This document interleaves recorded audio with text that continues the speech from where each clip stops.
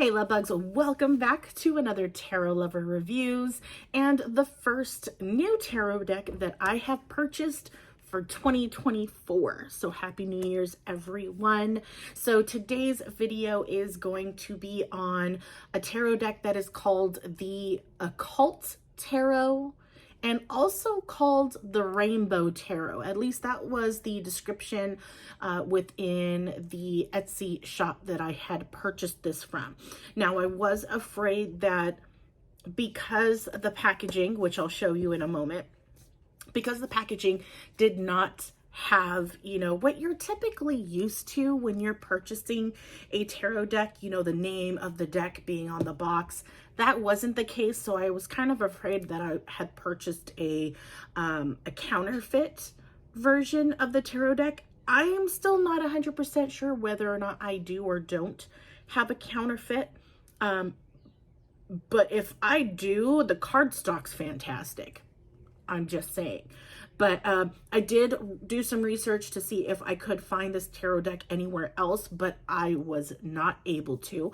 So I was happy about that. But yeah, that is the tarot deck we're going to go ahead and take a look at. So hopefully this review and the flip through that we are going to take a look at towards the end of this video helps you to decide on whether or not this tarot deck is right for you.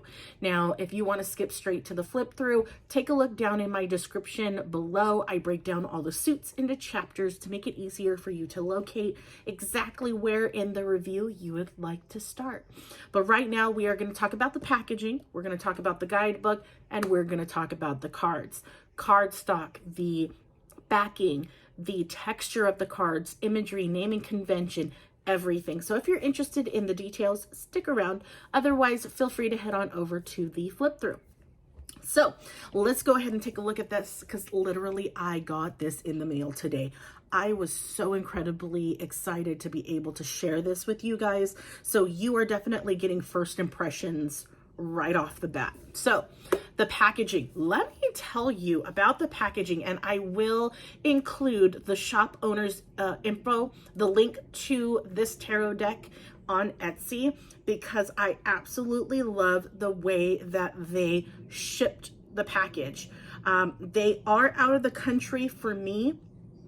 I'm in the US, so this was from outside of the country, and typically I will get packages that are in packaging like this, the really thin plastic packaging, and I'm always afraid that, let me get the other thing here. I'm always afraid that when I get packaging like that, especially coming from out of the country, I'm afraid the tarot deck's gonna get damaged, the box is gonna get damaged, and I'm just gonna be sad because that happened.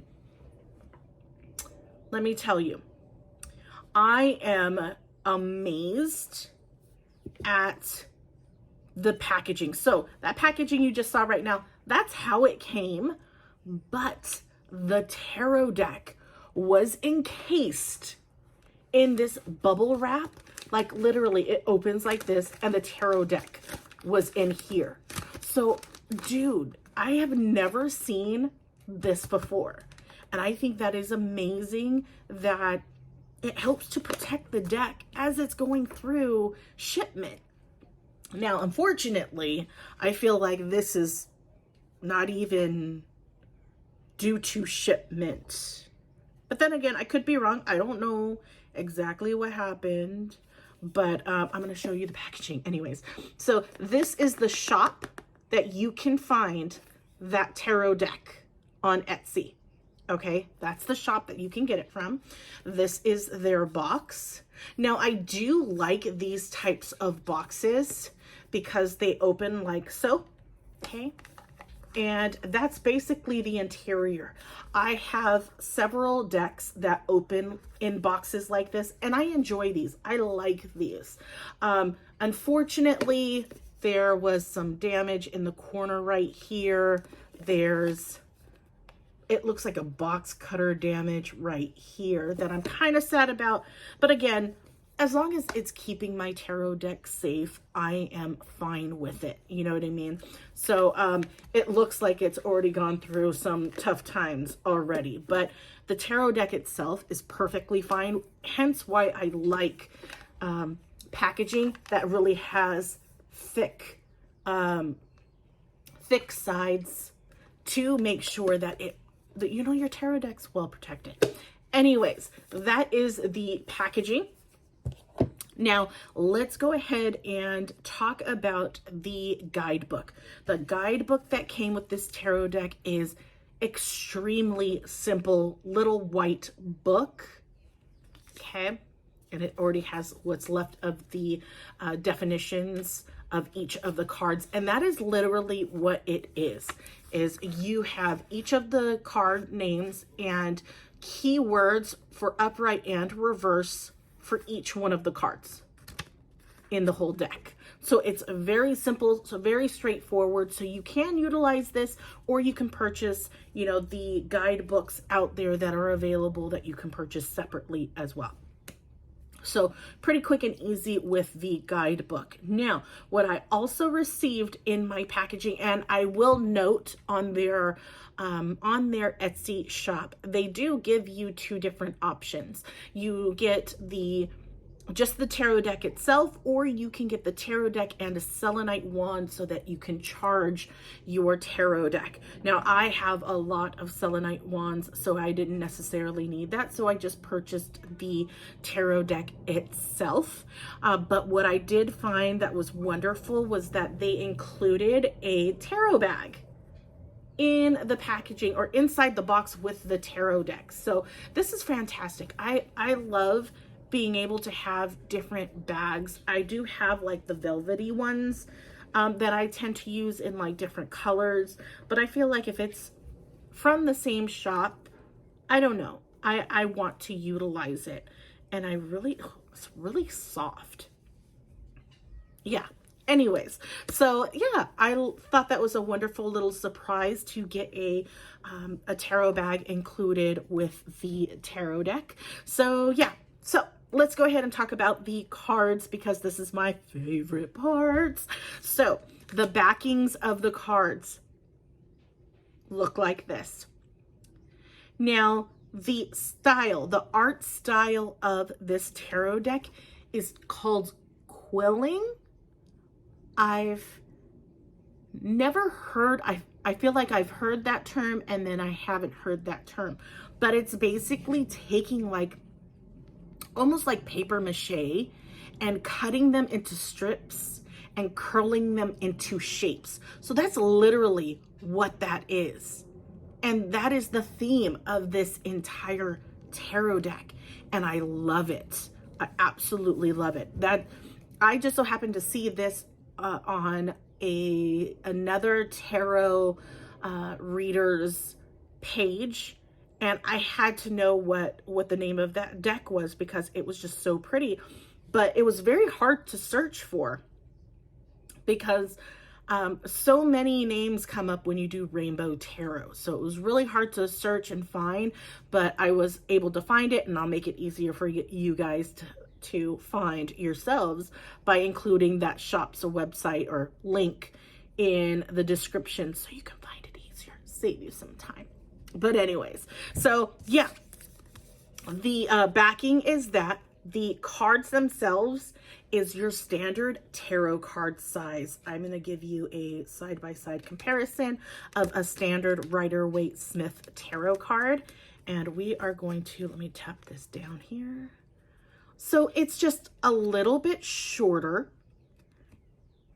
on both sides. So width-wise and lengthwise, it's a tad bit shorter, but you're not going to be able to tell the difference. Honestly, you're not going to be able to tell the difference. The cardstock is fantastic. This is, I want to say this is Goldilocks zone cardstock, if not a little bit on the thinner side, and I don't mean by a ton. It's very flexible. That's why I say it's a little bit on the thinner side, but there's some thickness to the cardstock that I absolutely love. The cardstock is matte finish which I love as well. But you may find that with this deck, and I know with the wear and tear, it's going to go away, but with matte finish, cards tend to stick together. If you're trying to like take the cards and, you know, go through them like this, you're going to notice that some cards kind of stick to each other. That's because of the matte finish. But with wear and tear, that'll slowly go away. Or you can buy fanning powder to kind of create some separation between each of the cards to make it easier for you to grip and shuffle and what have you.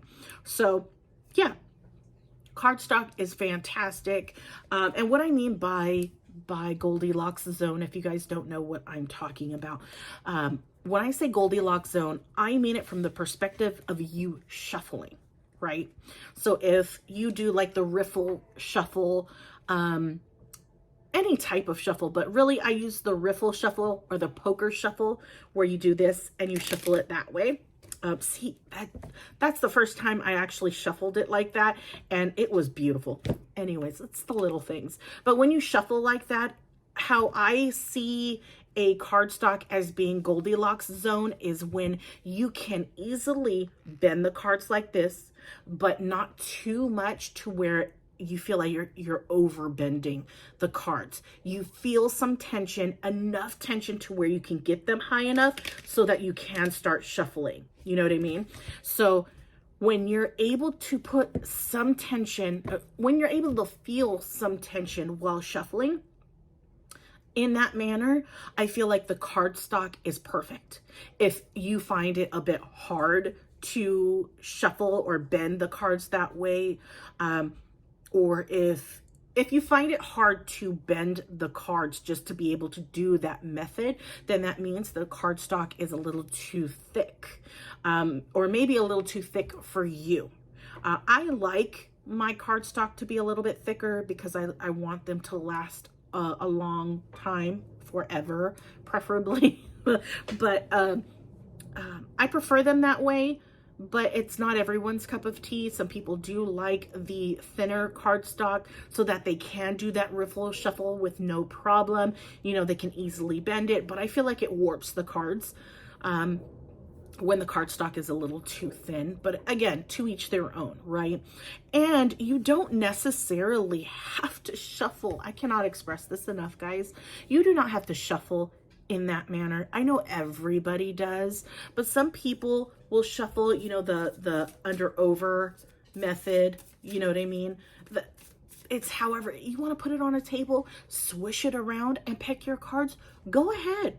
That is a form of shuffling. If you want to just, you know, stretch your cards across the table and pick, that is a form of shuffling. You don't have to shuffle the same way everyone else shuffles. Find a method that works best for you. I change the way that I shuffle depending on the card, the deck that I use. If the card deck is a little bit on the thicker side or really thick, I will not use that riffle shuffle. I will use that under over method. Or if I can't, some of my cards are a little too big to where I can't hold them like this, I will then hold them sideways like this and be able to shuffle that way, if that makes sense. So yeah, that is the cardstock. Spent a little bit more time on that than I liked, but anyways, let's go ahead and talk about the imagery and the naming convention.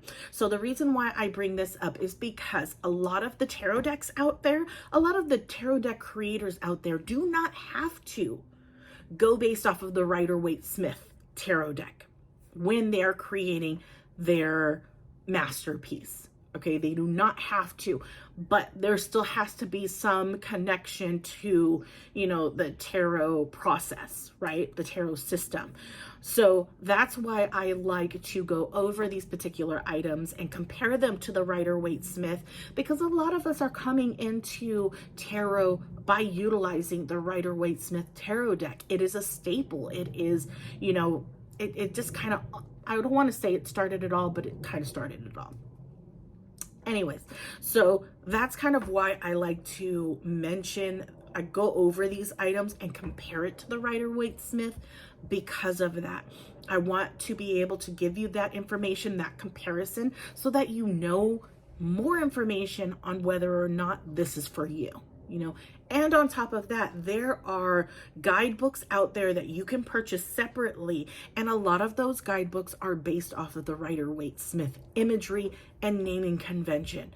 There is no point in using that book if the tarot deck you have does not utilize the same imagery, does not utilize the same naming convention. You can probably still use it for the naming convention, but when you're trying to look at the things that the book's mentioning and you don't see it on the card, makes it difficult, right? So that's why I like to go over this piece. So let's talk about that. Let's start with the naming convention. The naming convention for this tarot deck is exactly like the Rider-Waite-Smith. It has all the major arcana, which is exactly the same naming. You have the minor arcana, all the same. Pentacles, cups, wands, and swords. The court cards are the same as well. Page, knight, queen, and kings. So makes it really, really easy. And what I also love is, and let's get into the imagery, because that's kind of what I want to talk about too. The imagery does pull from the Rider-Waite-Smith imagery. It may not be 100, but it utilizes a lot of key points, a lot of items, a lot of symbolism. Not a whole lot of symbolism. I think it's a little bit harder, especially if you're doing this particular type of style for a tarot deck.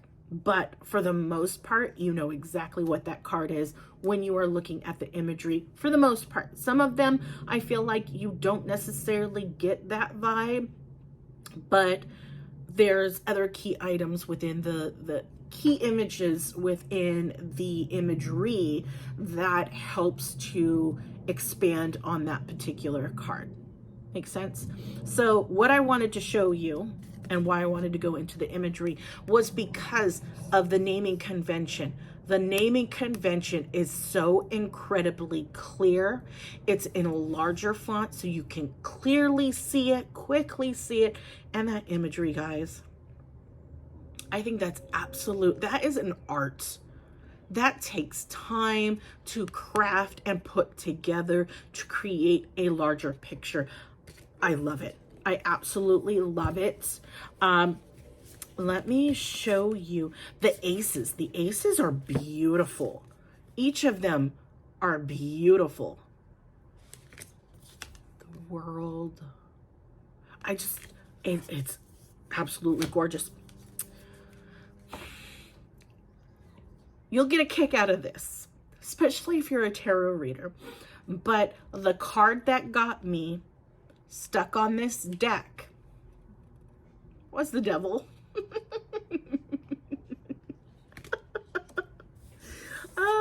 I'm telling you, it's so incredibly beautiful. The colors are beautiful. Some are vibrant, some of them are super vibrant. I love the color choices.